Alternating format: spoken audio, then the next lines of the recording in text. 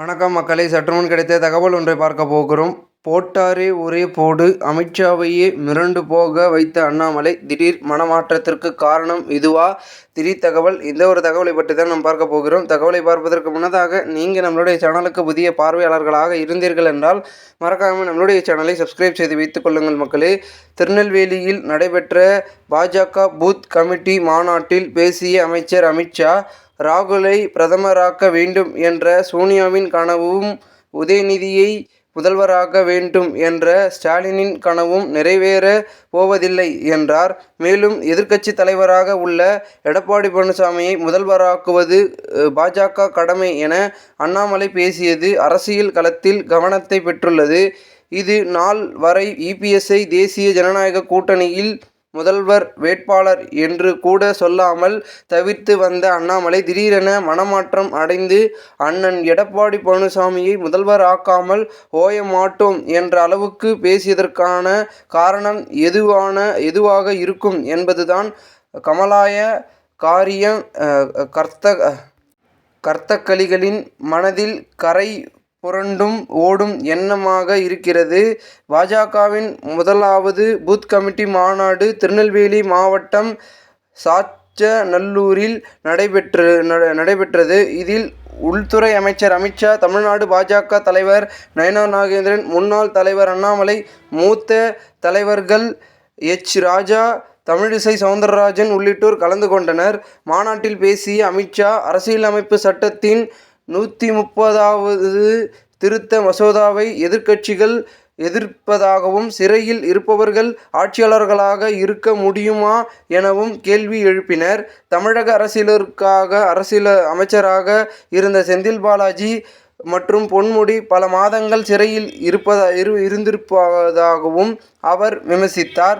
தொடர்ந்து பேசிய அமித்ஷா, வரும் சட்டமன்ற தேர்தலில் தேசிய ஜனநாயக கூட்டணி எளிதாக 39% ஓட்டுக்களை பெற்றுவிடும் என்றார். மேலும் இந்திய கூட்டணி கனவு காண்பதற்காகவும் ஸ்டாலினின் ஒரே லட்சியம் உதயநிதியை முதல்வராக்குவதும் என்றும், சோனியாவின் ஒரே லட்சியம் ராகுலை பிரதமராக்குவதும் என்றும் குற்றம் சாட்டினார்.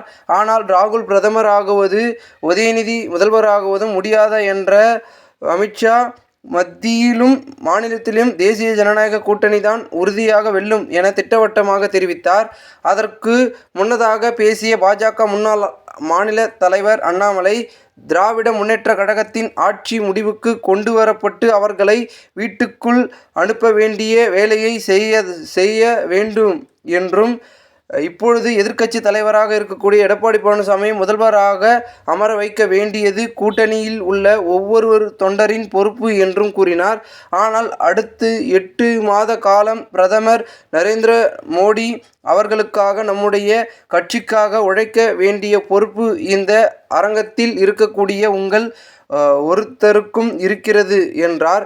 இந்த அரங்கத்தில் இருக்கக்கூடிய ஒவ்வொரு பூத் தலைவர்களுக்கும், பூத்தில் இருக்கக்கூடிய பொறுப்பாளர்களுக்கும் அடுத்து 8 மாத காலம் கடுமையாக உழைத்து திராவிட முன்னேற்ற கழகத்தினுடைய ஆட்சியை அகற்றிவிட்டு தேசிய ஜனநாயக கூட்டணியை சேர்ந்தவருக்கு எதிர்க்கட்சி தலைவரும் இருக்கக்கூடியவருமான அண்ணன் எடப்பாடி பழனிசாமி அவர்களை ஆட்சியில் அமர வைக்க வேண்டிய ஒவ்வொரு பாஜக தொண்டனின் கடமை என போட்டாரே ஒரே போடு. பாஜக பூத் கமிட்டி மாநாட்டில் அமித்ஷாவின் பேச்சை காட்டிலும் அண்ணாமலையின் பேச்சுதான் பெரும் பேசும்பொருளாகவும் மாறியிருக்கிறது.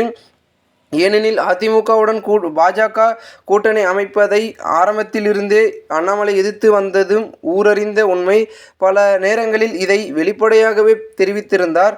அது மட்டுமின்றி செய்தியாளர்கள் சந்திப்பு, பொதுக்கூட்டம் பல இடங்களில் எடப்பாடி பழனிசாமியை கடுமையாகவும் காட்டமாகவும் விமர்சித்து வந்தார்.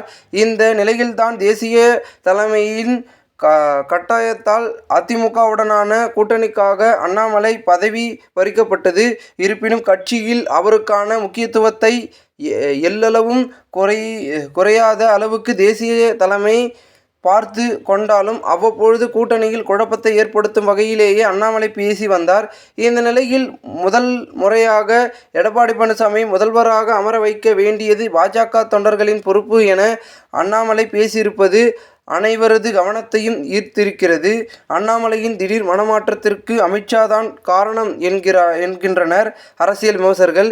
ஏனெனில் கடந்த முறை தமிழ்நாட்டிற்கு விசிட் அடித்த அமித்ஷா நட்சத்திர ஓட்டலில் வைத்து அண்ணாமலைக்கு பாடம் எடுக்காத குறையாக அட்வைஸ் அண்ட் எச்சரிக்கை விடுத்திருந்தார்.